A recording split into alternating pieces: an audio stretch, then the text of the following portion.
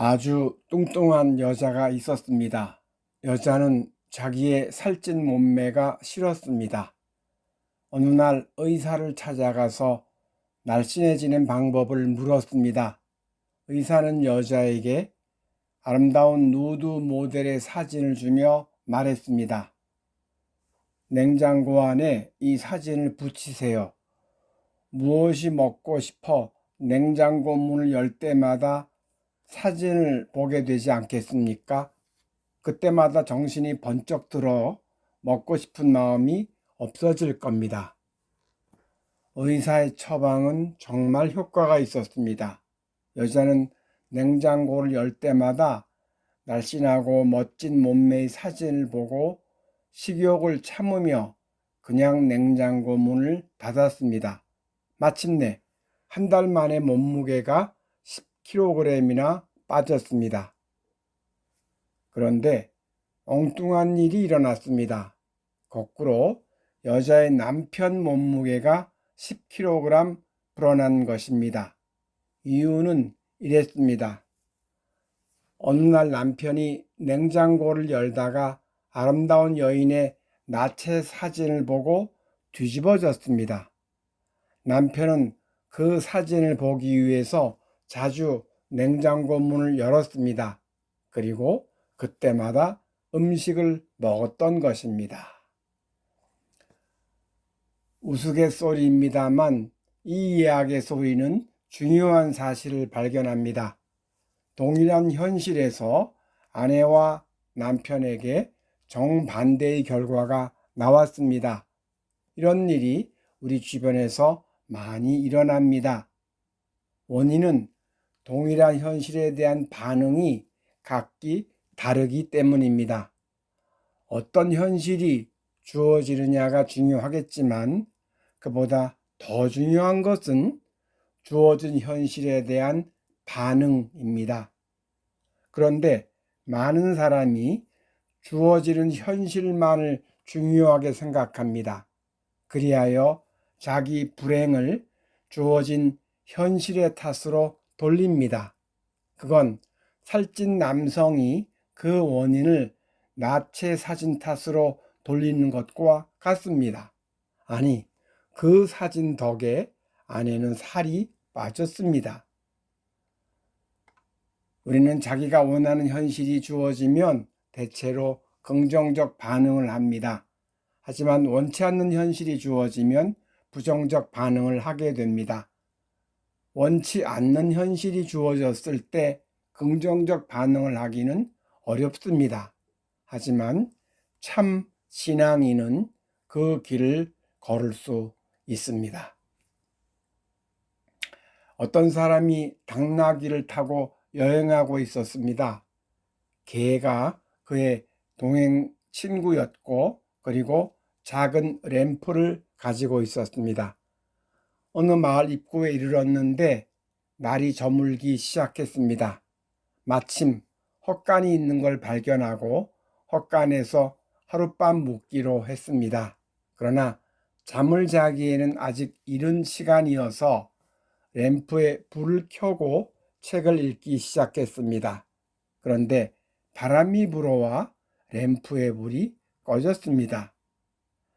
오늘은 일찍 자는 게 하나님의 뜻인 모양이라고 생각했습니다. 다시 불을 켜서 책을 읽을 수도 있었지만 하나님의 뜻은 그냥 자는 거로 생각한 것입니다. 그래서 아쉬운 마음을 접고 잠을 청했습니다. 그런데 그날 밤 그가 자는 사이에 여우가 와서 그의 개를 죽여버렸습니다. 또한 사자가 나타나서 그의 당나귀를 잡아먹었습니다. 그는 그런 사실도 모르고 깊이 잠들었던 겁니다. 다음날 아침 그 사실을 알게 된 그는 참으로 당혹스러웠습니다. 하지만 이것도 하나님의 뜻이라고 생각했습니다. 그리고 잠시 눈을 감고 하나님 품 안에 있는 자신을 느끼며 마음을 가라앉혔습니다. 이어서 죽은 개와 당나귀를 위해 기도했습니다. 정들었던 개와 당나귀의 죽음으로 슬펐지만 개와 당나귀의 혼을 하나님께 내맡겼습니다. 그리고 개와 당나귀가 없으니 불편하고 심심하겠지만 혼자서 하는 도보 여행도 좋은 경험이 될 거로 긍정적으로 생각했습니다. 잠시 후 마을의 중심부에 이르렀는데 사람의 그림자를 찾아볼 수 없었습니다. 마을을 돌아본 그는 전날 밤 자기가 잠든 사이에 도적대가 들이닥쳐 마을을 파괴하고 사람들을 모두 죽인 사실을 알게 되었습니다. 그러니까 만일 램프가 바람에 꺼지지 않았더라면 틀림없이 그도 도적들에게 발견되었을 겁니다. 그리고 만일 개가 살아있었더라면 개가 지저되어 도적들이 몰려왔을 겁니다. 또한 당나귀 역시 소란을 피웠을 겁니다.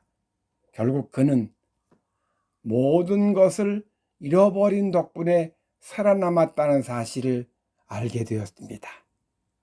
그는 불행한 일이 행운으로 연결될 수 있다는 사실을 새삼 확인하였습니다. 그래, 전날 밤의 불행한 일들에 대해 하나님께 감사드렸습니다. 또한 죽은 마을 사람들을 위해 기도했습니다.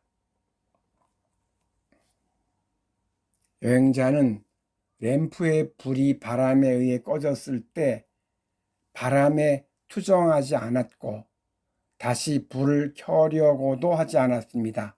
그냥 주어진 현실을 하나님의 뜻으로 여겼습니다. 또한 사랑하는 개와 당나귀가 죽은 사실을 알았을 때도 역시 하나님의 뜻으로 알고 마음을 잘 다스렸습니다. 슬픔에 빠져 허우적대지 않았고 재수없는 날이라고 불평하지 않았고 미래에 대해 염려하지도 않았습니다. 오히려 개와 당나귀가 없는 새로운 현실에 대해 기대하기도 하였습니다.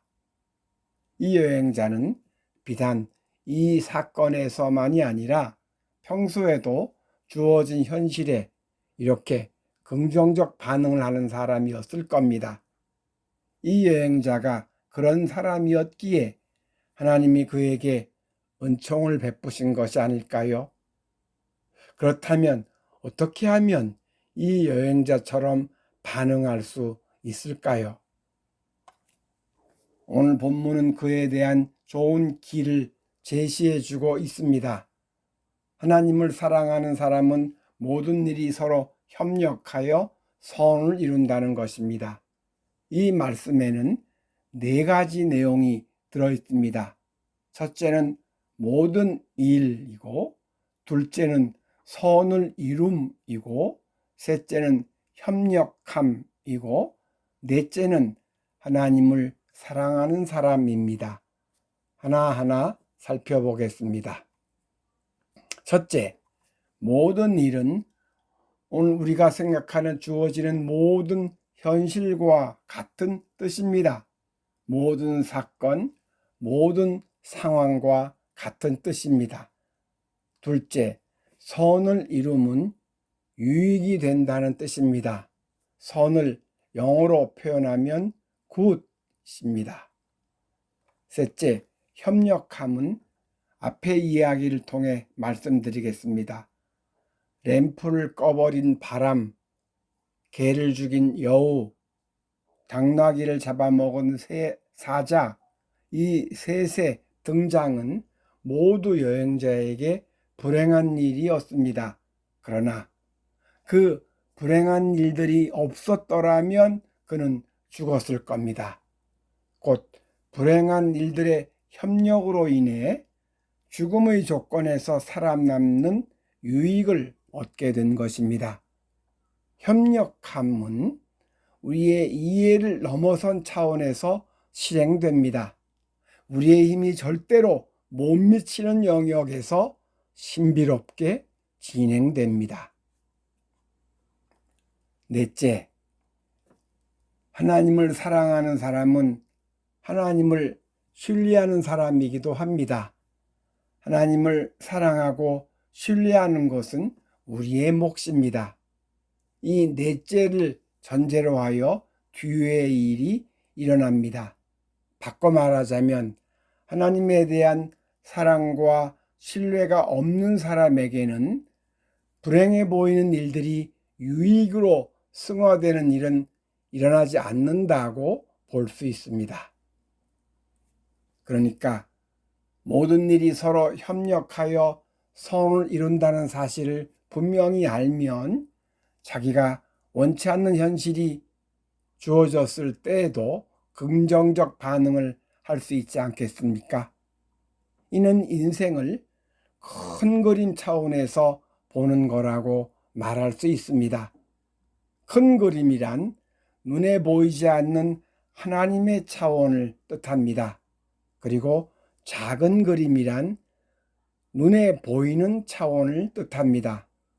눈에 보이는 작은 그림 차원에서 보면 자기가 원치 않는 일에 긍정적 반응을 하기 어렵습니다.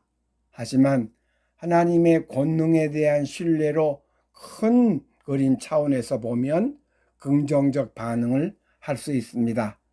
지금 주어진 원치 않는 현실이 언젠가 하나님의 은총으로 승화됨을 알기 때문입니다. 그래서 큰 그림 차원에서 현실을 이해하는 것이 중요합니다. 큰 그림 차원에서 하나님의 은총을 신뢰하는 것이 중요합니다. 하나님의 은총을 신뢰하는 것은 하나님을 사랑하는 사람의 중요한 특징입니다. 언젠가 TV에서 방송된 김창옥 쇼에 어떤 스님과 신부님이 게스트로 출연했습니다. 그날 김창옥은 스님과 신부님의 이야기를 듣고 자기 모습이 부끄러웠다고 말했습니다. 곧 예전에 오은영 박사 프로그램 제작진이 그 프로그램에 와서 상담을 받아보라고 했다는 겁니다. 그 제안을 받고 2, 3일간은 기분이 좋지 않았다고 합니다. 나를 대체 뭐로 보고? 라고 생각했다는 겁니다. 그런데 스님과 신부님은 오은영 프로그램에 갔었다는 겁니다. 이에 대해 김창옥은 이렇게 말했습니다. 그러니까 저는 고체처럼 존재하는 것이다. 두 분은 액체로도 존재할 수 있고 기체로도 존재할 수 있는 거다. 그게 유연합니다. 내가 물이면 구멍이 좁아도 남편에게 들어갈 수 있고 자식의 마음에도 들어갈 수 있다. 사고의 유연함은 자기 존재의 자신감에서 나온다. 그때 그 섭외가 왔을 때 내가 근본의 힘이 유약하구나 싶었다. 김창옥은 사람을 고체 같은 존재와 액체 같은 존재로 구분해서 봅니다. 액체 같은 존재가 유연한 존재이고 유연함은 존재의 자신감, 곧 자존감에서 비롯된다는 겁니다. 이를 오늘 우리의 이야기에 적용해 보겠습니다. 자기가 원치 않는 상황에 부정적 반응을 하는 것은 그 상황에 저항하는 겁니다.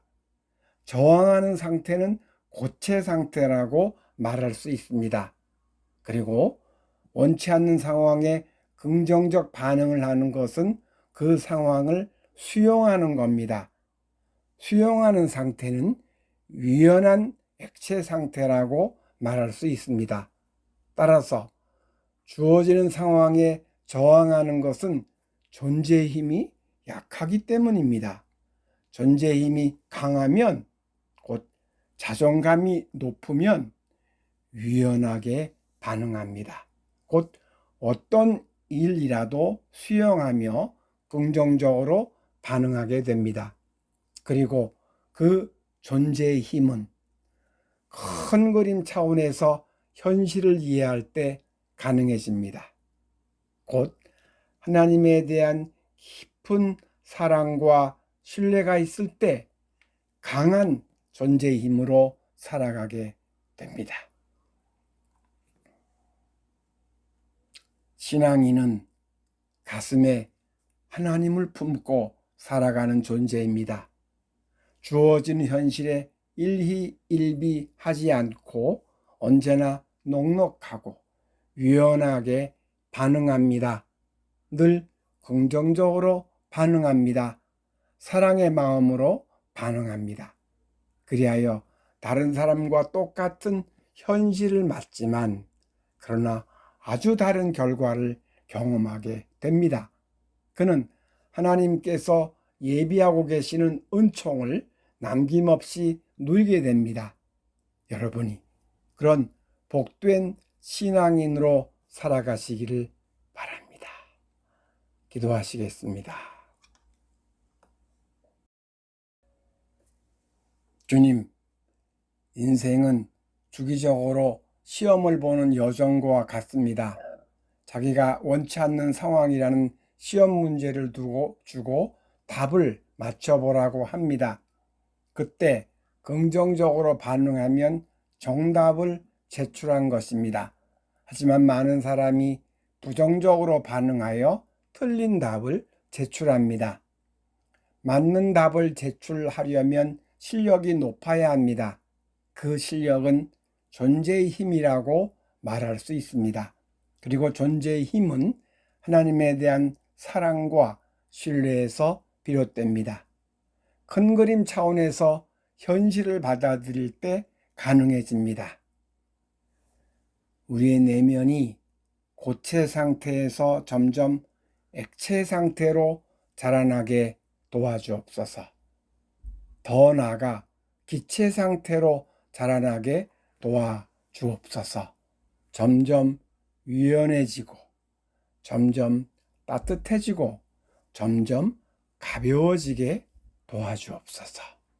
그리하여 인생 시험에서 정답을 제출하는 일이 점점 늘어날 뿐만 아니라 존재 자체로 평화롭고 사랑스럽게 살아가게 인도해 주옵소서. 시련을 만나도 결국은 은총으로 승화되는 복된 삶 살아가게 하여 주옵소서. 늘 나를 사랑하시는 예수님 이름으로 기도드립니다. 아멘.